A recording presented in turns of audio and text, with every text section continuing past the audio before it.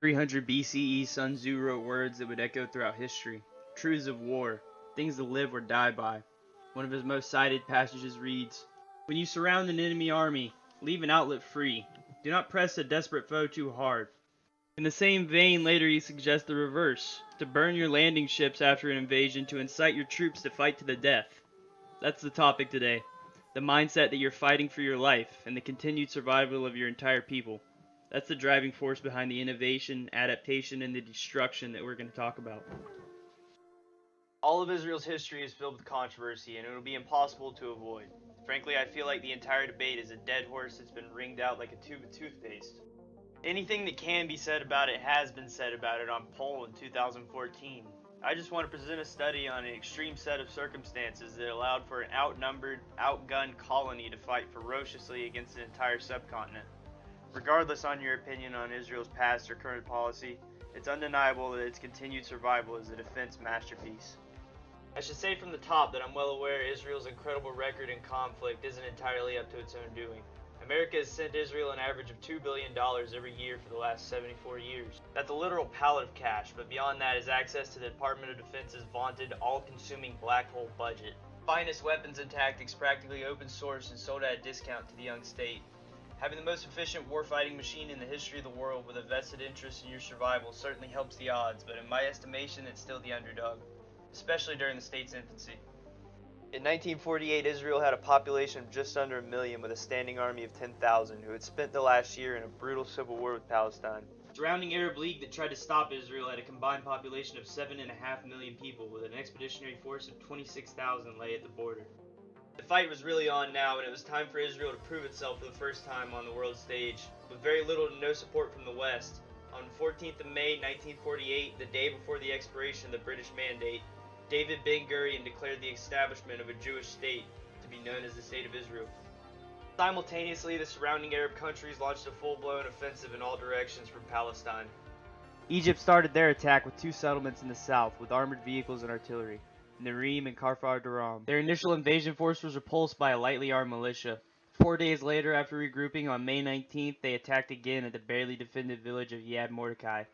Garrison were 100 Israeli militiamen armed with rifles and a single handheld Piat. They held up a column of 2,500 Egyptian soldiers supported by tanks, artillery, air power for 5 days.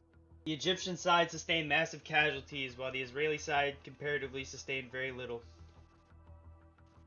Both of these actions brought time for the newly formed Israeli Defense Forces' world-famous Givati Brigade to mount a counterattack and repel the Egyptian army.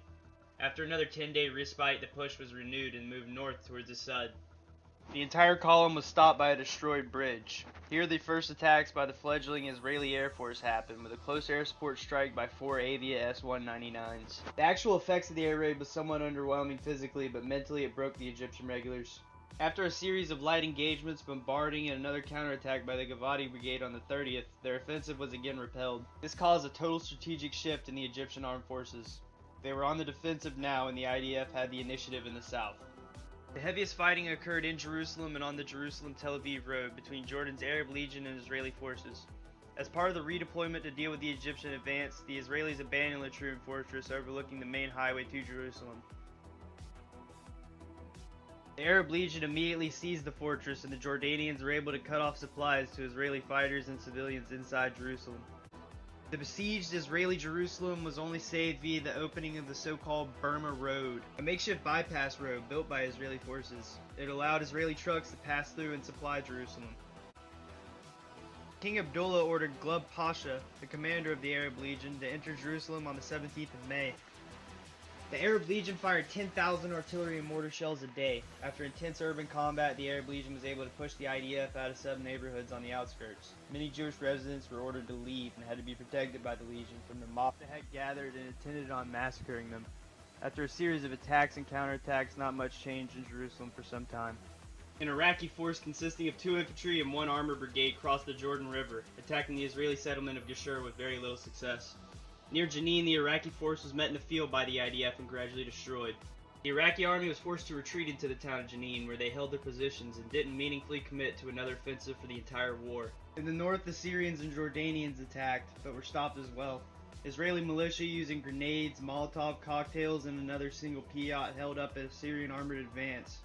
They were driven away by 65mm field guns. A tank destroyed by Molotov still stands at the kibbutz Tigania Elif. It was an absolute blunderfest in all facets. In typical Arab military fashion, a light retreat was ordered on all fronts. The British negotiated a ceasefire that lasted all of 28 days. During this ceasefire, Israel more than doubled their troop numbers and added ships full of weapons and supplies, while the Arab leadership bickered over the partition of land and who got the right to pillage what. By this point, the numbers had swayed. Israel was able to raise an army now larger than the battered invasion force that was turned around in the weeks earlier. On the 8th of July, the Egyptian offensive was renewed towards Negeba. Hordes of infantry and armor flooded towards the village, and all of it was destroyed or routed. When the dust had cleared, the Egyptians suffered 300 dead and the IDF just 5. A week later, on the 15th of July, they tried to push towards the smaller village of Gaulan and were repulsed by a minefield and a militia. The Egyptian leadership thought, third time's the charm, and went after the even worse offended Beir Haq. Jesus fucking. This time, though, they actually managed to breach the outer perimeter of the village, but the militiamen drew further back into defensive positions and held off the assault until the IDF was able to mount a counterattack. In the ensuing bloodshed, Egypt took another 200 casualties and Israel just 30. This battle would mark Egypt's last offensive of the war. They wouldn't again attack another Israeli village. In the so-called Little Triangle south of Haifa, Israel attacked Arab villages. Initially, the militia and soldiers offered stiff resistance and the IDF was beaten back. Days later, the Israelis returned and attacked the area with a heavy combined force of infantry, armor, artillery, and secured the main road to Haifa.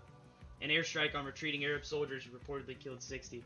After sporadic fighting, the third truce was signed by both sides, though Arab irregulars refused to recognize the ceasefire and continued to harass Jewish settlements. The same day it went into effect, the Arab force launched a sneak attack on the town of Menara. 40 soldiers of the IDF's Carmeli Brigade died when they were ambushed trying to relieve the besieged city. 2 days later, the IDF launched a massive counterattack, driving the Arab force back into Lebanon, in the meantime encircling and destroying an entire Syrian battalion. The operation lasted 60 hours, and in the end, 400 Arabs were dead, 500 were taken as prisoner of war, with again low casualties on the Israeli side. Most historians accept at this point that many Syrian and Jordanian soldiers were executed in retaliation for this perceived sneak attack. Israeli planners now look south towards the vast Negev desert. They considered the current front line with Egypt as a vulnerable permanent border. Early on in the so-called Operation Yoav, the Egyptian defenses were overrun and quickly forced to retreat from the northern Negev. In the coming weeks, there were some small engagements and battles that took place, including dogfights, naval warfare between corvettes, and one particular action of note where Israeli commandos rigged an explosives boat to destroy the Egyptian flagship Amir Farouk.